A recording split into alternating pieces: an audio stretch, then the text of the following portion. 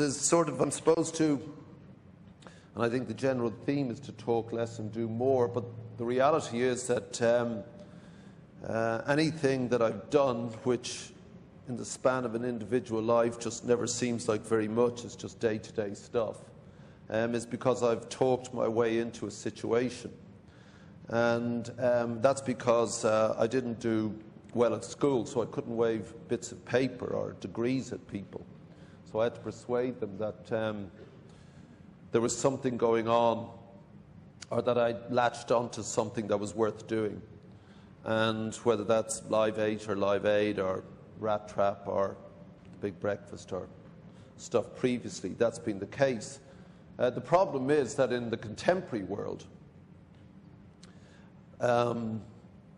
virtual talking, like email, has come to dominate our thought processes, and there's very little time for reflection, and we see that in our politicians most peculiarly, because if there's one thing we require to do in an ever faster world is to reflect. And it's one of the reasons I don't get up that early, I have to say, because I just sit there reflecting, you see. Or wanking, you know, one or the other, sort of thing.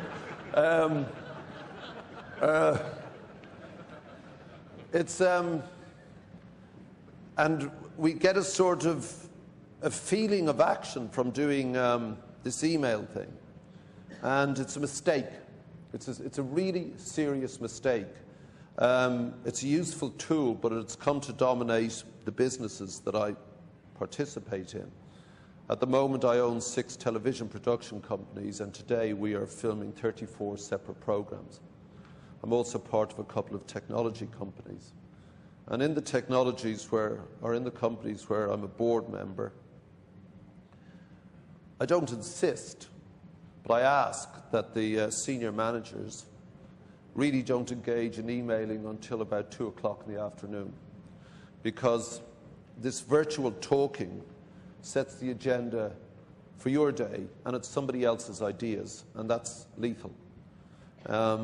It's almost a macho, bullish thing to wake up and to not have, 25 emails that you must respond to, and people are getting up earlier and earlier, and as a result they're arriving at work with their heads crammed with other people's agendas. I don't have PAs and I don't have secretaries for the same reason.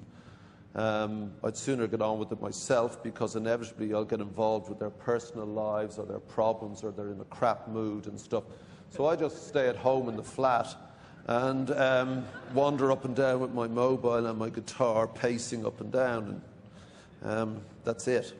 So I don't do email at all, and I've noticed that in the companies that I'm part of, that the doing part, the productivity part, escalates in direct proportion to the amount of email you refuse to answer.